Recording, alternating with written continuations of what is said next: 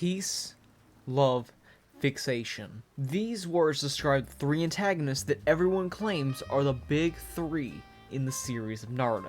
Pain, someone who seeks peace through destruction. Itachi, one who seeks love through murder. And Obito, someone who's fixated on the past and can only live within it. My name's Talon Talks.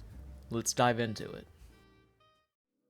The first thing we must establish is the fact that Pain and Naruto are similar. Almost too similar. It's a concept within Naruto that I've grown to love. The simple fact that these two people not only look similar, they think similar. It's something that works because of the relationship between these two. But let's discuss how they are similar in those areas. Obviously, Naruto and Nagato look uncannily similar, if not the same. The names are nearly the same, but something is slightly off. It's like looking at your own doppelganger in public. You both look eerily similar, but one small detail is wrong. Their ideology as well falls under this category. However, that very ideology is off slightly. Naruto's ideology is clear. It was brought onto him by his fallen master, Jiraiya. It is to bring the world peace by helping those in turmoil, by helping those who need it and cannot fight back, by even helping the villains by changing them mentally. With Naruto, everyone is a victim to him, and while he may not forgive them all, he will still go out of his way to help those who need it, whether they deserve it or not. Pain's ideology is bringing peace by the way of destruction. He will kill those who are in his way, bringing pain to millions, and trying to make them generous in the process. But where does Pain pull his ideology from? From the same place as Naruto. They were trained under the same man. Jiraiya taught Pain, or Nagato, about pain, and what comes from it. Generosity. Generosity comes from pain, and it is apparent that he still uses Jiraiya's message by bringing pain to the world to make it better, because pain brings generosity in his own unique, twisted, and inhuman way, because as stated by Jiraiya, pain brings generosity. This seems like a temporary solution to a permanent problem, world peace and war. However, throughout Nagato's childhood, he never knew generosity. His life was painful. He only knew pain. Nothing but hurt, day in and day out. And because of that, it kept wearing on him. But where did he go off the deep end? When did the point of no return come? The path Nagato chose wasn't one of his own volition. He was cast out into the dark, cold path by a man known as Hanzo, who, when cornered by Hanzo, he was forced to make a decision beyond his nightmares. He must either kill Yahiko or Konan. But who did he choose?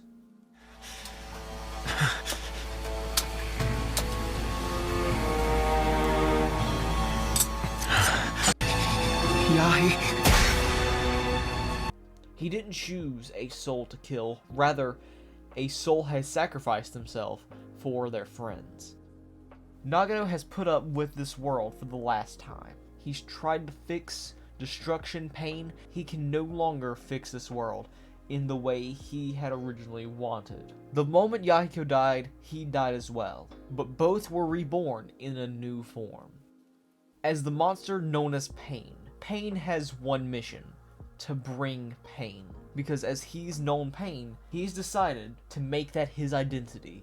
With his first major moment in the series being him killing his master by using the bodies of those Jiraiya had killed. Using the victims of his former master to prove that he brings that pain.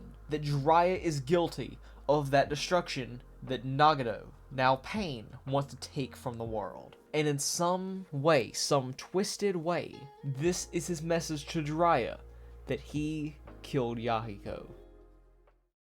Eventually, Naruto and Pain talk, after Pain had destroyed the entire Leaf Village, taking many, many lives in the process. They discuss Jiraiya's teachings and their own personal experiences, but when Pain speaks, he talks of the twisted hand he had been dealt. So let's get one thing out of the way before we explore everything else about this character. Pain is morally flawed, but he is not evil. Evil is lacking a moral code, just like how Light is morally flawed, because what he does is for the betterment of society, no matter how immoral what he's doing is. The idea of a flawed morality implies the idea that all have different views of what morality is. That's partially why we get conflict in media. He views the world this way because of what happened to him. He's looking at the world from a point of view on how to fix it all. Pain has tried to tell Naruto of this awful world, but Naruto tells Pain of his beliefs, telling Pain that he will never give up, unlike Pain. Pain gave up because he simply fell into a trap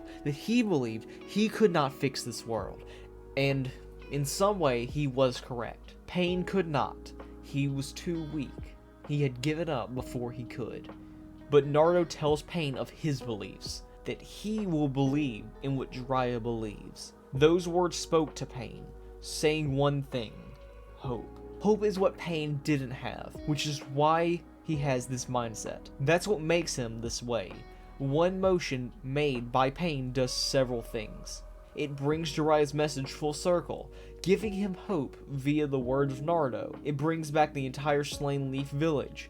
And finally, it brings back Nagato from the Dead Sea of his own mental destruction. Nagato's visual prowess itself is the jutsu that presides over life and death. Pain's code came from a war that wasn't of his own choosing, and another one he was forced into by a weaver of his own fate. But by trying to eliminate that pain, he had become the very thing he's sworn to destroy. Pain in name and purpose. Itachi is the definition of wasted potential. He was the best the Uchiha clan had to offer. He was the greatest of all time. But what happened? His ability to take lives got the better of him? His hubris blinded his mind? His hate for the world after watching people senselessly kill? No. It's due to what his village had told him to do. Itachi is, and has always been, one to fight for the village, whether or not it results in deaths of innocents. He does this because his village views it as the moral thing to do, as the thing to do to keep the village safe. Itachi brought the fall of the Uchiha clan, and by extension, he caused the fall of Sasuke. This manifested in Sasuke's murderous intent displaying itself to the audience and to the characters as well. His goal is to avenge his clan by any means necessary. With this established, let's continue down the route of what caused this by fate. It's said that the Uchiha are cursed with hatred. Though they have love, it can quickly turn to hate and violence. What Itachi did was out of love, though he had ironically killed the entirety of his clan. That sounds like love, right? Itachi spared his brother due to love, but those acts of love bred hatred. Hatred that manifested in Sasuke. Itachi is a very great man. He tried to fix Sasuke, which had backfired, but he was flawed in his way of doing it. That hatred that was bred in Sasuke had forced him down a path of vengeance, one that led him to join the Akatsuki and help bring that very destruction Itachi wanted to destroy. Itachi may have slain the entire Uchiha clan, but he is not evil. He did it all out of obligation, moral and political, both to protect what meant something to him. But though he did those for good intentions, that does not mean it was the moral thing to do. An idea presented at every corner is one protecting what is special to them. Everyone in Naruto has that one thing. But much like how Madara was manipulated, Itachi was as well manipulated to kill the Uchiha, because the one thing he wanted to protect was his village. The Hidden Leaf Village used his love for them to kill the Uchiha, with that breeding the biggest bringers of its own destruction. Itachi's lies are what led Sasuke down the flawed path. The lies he told fueled the Sasuke he desperately wanted to not exist. Whether he likes it or not, he is the reason Sasuke is a terrorist, and while Obito did technically assist in that by telling Sasuke about the village's wrongs, Itachi is still a major player to blame. The fact that Itachi never told him the truth to his face made him this way. However, his truths brought Sasuke down the correct path. It began setting Sasuke up to be changed by Naruto. It was his brother Itachi. Itachi is the reason for the beginning of Sasuke's mental fall, which bred his vengeance. He was wishing to kill a person, but do it for the love of those he had once known. He had also indirectly brought the fall of that mentality, and brought forth the new path Sasuke walked down. One where he would see the fall of the Leaf Village. Itachi is flawed, immoral, and is one who shouldn't be looked upon gracefully. He is an immaculate character, but that beautiful writing doesn't take away from who he is. Someone used like a weapon to destroy a potential threat. With the final moments of Itachi's living, well, somewhat living, he tells Sasuke of his truths. Why he didn't kill Sasuke that day, and what motivated him to do everything he did that led Sasuke down this path. What sets Obito apart from the other two? A few things come to mind. The biggest being one stuck in the past, not being able to live in the future. Whereas these two use the past to achieve their desired future, Obito, while somewhat similar to them, cannot escape his past. That being the loss of one person who meant the world to him, for changing the world into his personal heaven. He too wants to achieve his desired future, one by living in the past. He was the weakest Uchiha, however his power would manifest greatly. Obito, Rin, and Kakashi went on a mission with Minato. However, Rin had eventually been captured, and instead of immediately dropping what he was doing, Kakashi had elected to leave Rin behind for dead. But Obito left Kakashi to save Rin. Why is that? To put it in the way he did, those who do not follow the rules and laws are trash, but those who do not support their teammates and allies are even lower than that. She is the reason for him being who he is, but the entire rescue was botched as Obito pushed Kakashi out of the way of a falling boulder, giving Sasuke an eye to see through. Obito died that day. Or so we thought.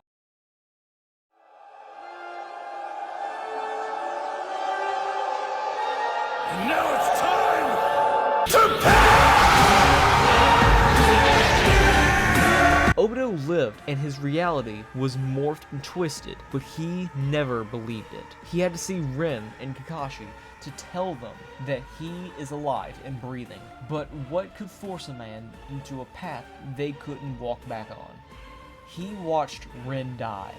Obito lost many things that day, Rin included, but the only other things taken was a part of his life and his humanity.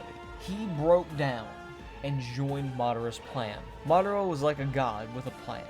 This all happened because of one person, Rin. But with this scheme Madara planned out, he could bring Rin back and revive his humanity perhaps. He could recreate a world with Rin in it. Obito tried to rewrite the world and give people this false reality, free of pain and free of hurt, free of the flaws in the world. Obito was made to not just be Naruto in Sasuke's shoes, but he was made to be the mirror of two people who had lost everything. He was Naruto who had given up, and if Kakashi was crushed by the boulder. Obito and Kakashi had lost Rin and their closest ally. For Kakashi, it was Obito. For Obito, it was Kakashi. However, Kakashi was never thought to be dead to Obito. However, he saw Kakashi die the moment he killed Rin. Which, despite the criticism, I think is still really well done. It shows that Obito doesn't hate Kakashi, despite doing all of that before. He was doing this because he still wanted to see Rin. Not because his friend killed an ally, but because his ally died. He would have done this if Rin had been killed by a random person. He would have done this if he himself had killed Rin. Obito had always known that Kakashi didn't mean to kill Rin. This was the plan of a third party, but he still let Rin die. That very fact that she died is the motivator for this crime. Obito has seen pain and turmoil and decided to hell with it. I might not be able to bring her back, but I can make a reality where she can be. Naruto eventually confronts Obito, who has become the villainous shell of a person after everything that has happened so far. Naruto speaks from his own experiences of pain and loneliness, challenging Obito's distorted worldview. He emphasizes one thing particularly: never give up on hope and friendship. He will never be like Obito, because Obito gave up, echoing his belief in the power of connection and the ability to change. Through his words, Naruto tries to reach the goodness buried deep within Obito, aiming to convince him to abandon his destructive path and embrace redemption, because these two are one and the same. Obito sees his mistakes and tries to correct, but Madara betrays him, killing him finally. Oh, for Christ's sake! Obito stays around and helps the main crew stop Madara. I mean, Kaguya. Yeah. She brings them to a dimension with immense gravity, chaining them down with invisible restraints. Obito and Kakashi are left with one decision: to die and let Naruto and Sasuke live, to stop this beast. Perhaps it's their time. Their time to join their long-gone friend. A dark reunion of sorts, but a fitting end for these two. They've both shown that they are capable, that they can now pass as heroes lost to the endless expanse of war. But Obito, with one final shot in the chest, eliminates the same shot thrown at Kakashi, taking it out and finalizing himself in the story of Naruto. Obito's story was one of self-triumph, overcoming the odds of never returning. He had done this all because he decided to live in the past and not live for the future.